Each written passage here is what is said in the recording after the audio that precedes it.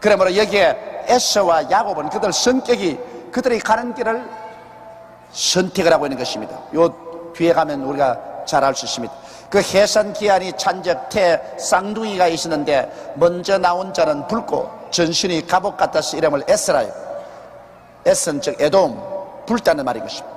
후에 나온 아우는 손으로 에스의 발꿈치를 잡았으므로 그 이름을 야곱이라 하였으며, 야곱이란 말은 무슨 발꿈치를 잡았다, 사기꾼이다, 그 뜻인 것입니다.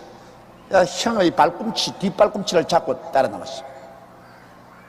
리브가가 그들을 낳을 때 이삭이 60세였더라.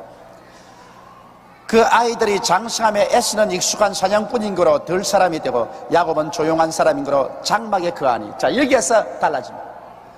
에스는 성격이 아주 사나이 닿고 활발해서 그가 자라자마자 활을 가지고 화살을 전통에 꽂고 산에 가서 사냥한다고 아침부터 저녁까지 산과 들을 뛰어다닙니다. 그래서 산에서 노루도 잡아오고 곰도 잡아오고, 그렇지 않으면 돼지도 잡아와서 그래서 쓱쓱 요리해가지고서 그 피도 먹고 그 다음 그 고기도 아버지에게 요리해드리고, 그래서 아버지가 에스를 좋아합니다. 에스는 사나이다 왔습니다. 그러나 에스는 이리 산 사람이었기 때문에 이런 조용한 것 좋아하지 않았습니다. 에스는 그저 밥 먹고 일어나서 사냥하고 되는 것 좋아했습니다. 그러나 야곱은 조용한 사람이었습니다. 그는 사냥하기 좋아 안 했었어요. 마음이 차분하고 조용해서 늘 어머니 곁에 있습니다. 그래서 어머니가 빨래하면 같이 빨래해주고, 어머니가 밥하면 부엌에서 같이 불 떼어주고, 어머니하고 같이 있었으니까 이 에서는 이야기를 많이 못 들었습니다. 그러나 야곱은 어머니 곁에 있어서 이야기를 많이 들었습니다. 무슨 이야기를 듣냐? 그의 할아버지 아브라함은 어떠한 분이시며, 아브라함이 하나님의 소명을 받고 갈대아 우르 땅에서 나온 것으로부터 시작해서 그 다음에는 아브라함이 애굽으로 내려간 사건이라든지, 그 다음 아브라함이 기적적으로 그 아버지 이삭을 낳은 이야기라든지, 이삭이 모리아에 가서 제물로 드렸다는 것이라든지, 그 하나님의 사역을 많이 들었었습니다. 그래서 야곱은 어머니의 입술을 통해서 이야기를 많이 듣는 중에 굉장히 중요한 것이 혈통이라는 것을 들었습니다. 아브라함, 이삭, 그 다음 야곱, 하나님은 혈통을 통해서 축복을 해주신다는 것을 들었습니다. 그래서 가계와 혈통이 굉장히 중요하다, 이 사실을 야곱은 알았습니다. 그리고 하나님께서 계시고 하나님의 축복을 바라는 이야기를 어머니에게 들어서, 그래서 하나님에 대한 이야기도 그렇고, 그리고 가계의 그 혈통 문제도 야곱은 자세히 들어서 굉장히 알았었습니다. 여러분, 오늘날 신앙의 혈통은 어머니를 통합니다. 그렇기 때문에 이스라엘 나라에도 아버지가 유대인이고 어머니가 이방인이면 그 자손은 유대민족으로 안 받아줍니다. 아버지가 이방인이라도 어머니가 유대민족이면 그 자손을 이스라엘에 가면 그대로 시민권을 줍니다. 그와 같이 어머니의 영향력이라는 것은 자손들에게 막대합니다. 더구나 신앙은 어머니의 혈통을 통해서 신앙이 전달됩니다. 디모데에게 그렇게 하지 않습니까? 이 신앙은 너희 외조부 로이스 속에 있더니 너희 어머니 유니게에 있었고, 그 다음에 이 신앙이 너희 속에 있다고 그러셨습니다. 그래서 야곱은 그 성격이 참으했기 때문에 어머니를 통해서 하나님에 대한 이야기나 아브라함과 이삭에 대한 이야기나 이것을 많이 듣고 난 다음에 그는 어찌하든지 이 가정에서 자기가 장자의 명분을 얻어야 되겠다, 그걸 느꼈습니다. 왜냐하면 하나님의 축복은 장자를 통해서 흐르기 때문에 아브라함과 이삭과 그 다음에는 에스를 통해서 흐르겠는데 에스가 장자거든. 근데 자기는 차자니까 자기를 통해서 하나님의 축복이 흐르지 않겠다고 생각하기 때문에 어찌 장자의 명분을 얻어야 되겠다, 이것을 깊이 생각했습니다. 그러나 에스는 그런 거 생각 안 해요. 하나님이고 뭐고 할아버지 아버지 그거 다 따질 필요 없고 뭐 혈통이 다 있나, 돼지나 한 마리 잡았으면 더 좋겠다, 아직은 노루나 한 마리 잡아서 석석 고기를 빼서 구워 먹으면 그게 낫지, 뭘 동생같이 꾀재재하게 앉아가지고서 조상 아브라함이 어떻고 뭐 아버지 이삭이 어떻고 그 다음에는 혈통이 어떻고, 아니 그런 것도 사나이답지 않다, 그렇게 생각했습니다. 그 성격이 그렇습니다.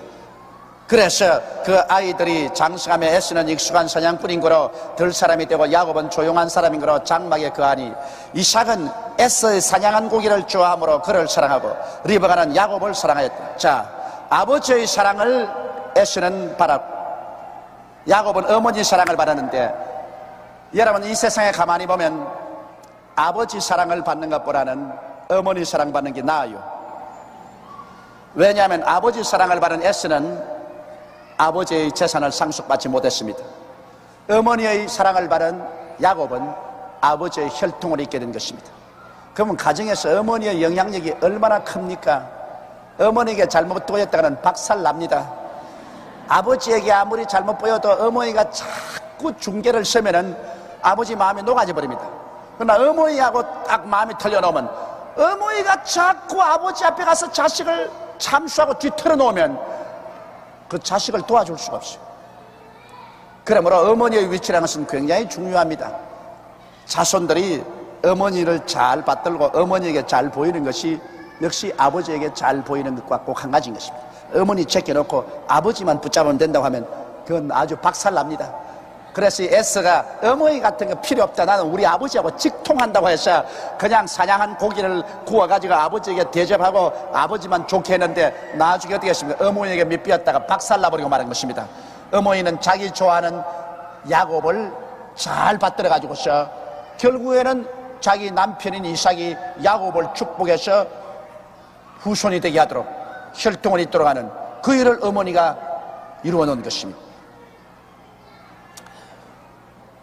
그러므로 이삭은 에서의 사냥한 고기를 좋아함으로 그를 선하고 리브가는 야곱을 사랑하였더라.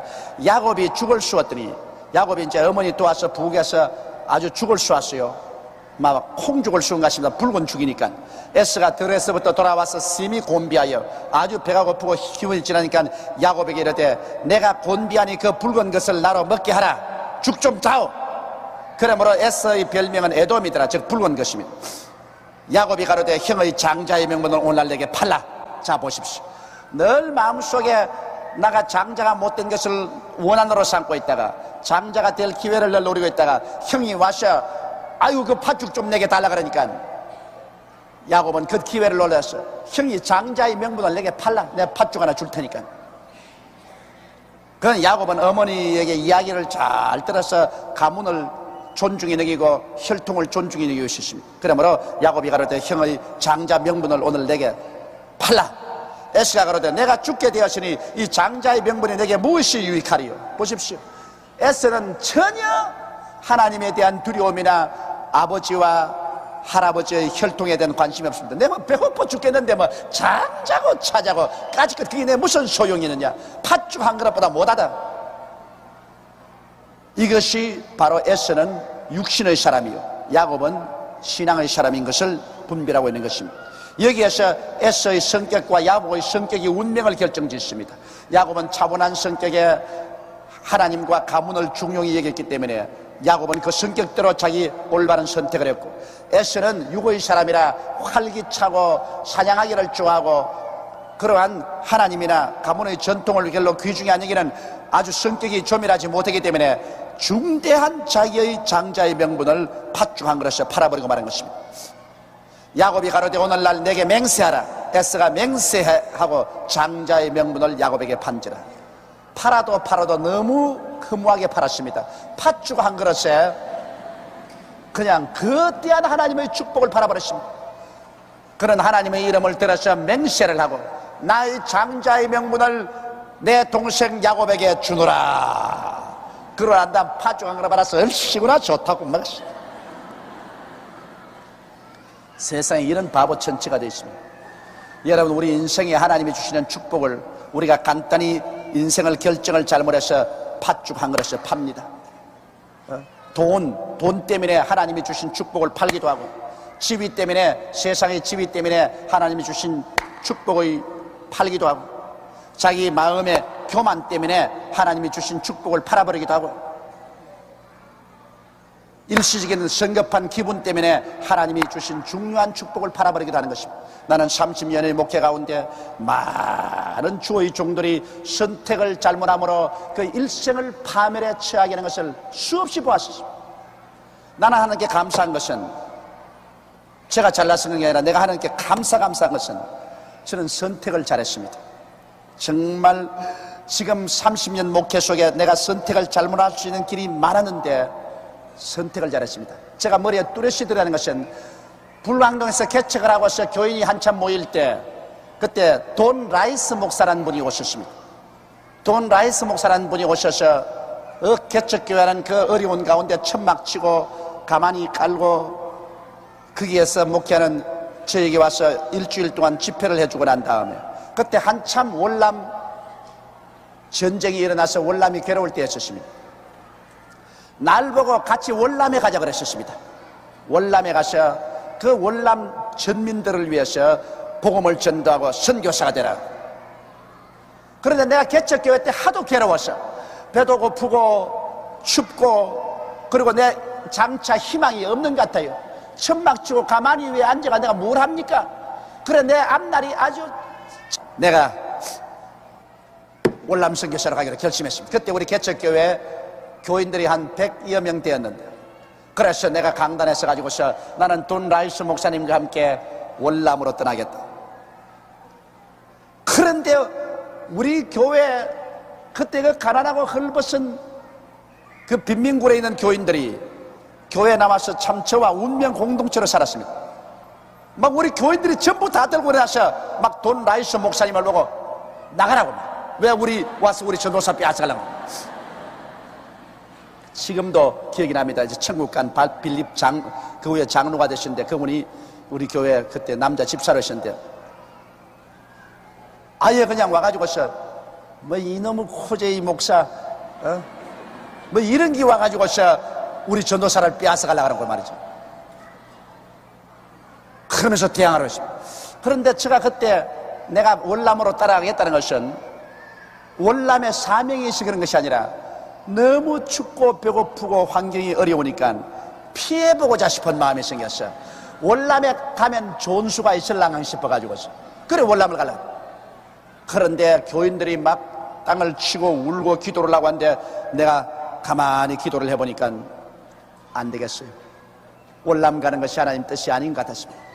그래서 그때 월남을 안 가기로 작정을 했는데 내가 지금 생각해보면 그때 월남 갔더라면 나 박살 났어요. 위기 일반입니다. 지금 돌아보면. 그런데 월남을 안 가고 불광동에 그대로 남아있어서 교인이 600여 명이 되도록 되었기 때문에 제가 시내문에 나왔습니다.